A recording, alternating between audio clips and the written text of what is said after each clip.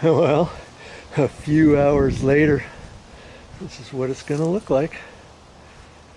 See, I smoothed it all out. Some of the bigger rocks I thought I would pull out of there, and I can stack them around the side. I've got other places I can put those rocks, and see certain areas I've got the small rocks and just blended them in. And I just kind of did a little guesswork as I started here, but I knew where I needed to be here, and I needed to be down below that and over there. So then I started going forward, and then I did this area all through here, and then worked back this way, back here, and then I had this section right here. Then I had to take my shovel, and I just use this little shovel right here. I had to shovel it in different areas and stuff, and I even took a measurement along the wall. I'm a little lower at that end than this end, but this is my first go, so I'm not too worried about it. I'm gonna let the dirt settle for a few days, okay, and then I'll see what I have to do. And I left this as a reminder because this pipe here had the bubbler attached right to the drip irrigation main. See, all your drippers should have the bubbler at this end. You see this one that's sticking out? Look at that.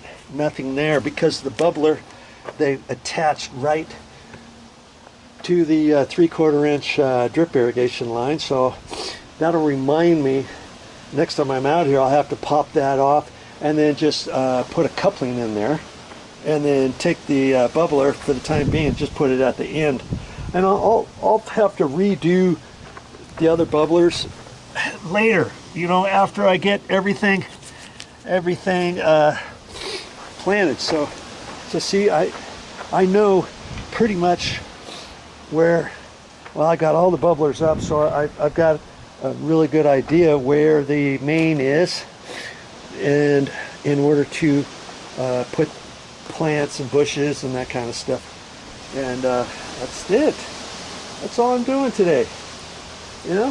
Hey, well, I say that's all I'm doing. Now I have to move these rocks, and I'm gonna give the lawn a good mow before I go to Mother's, and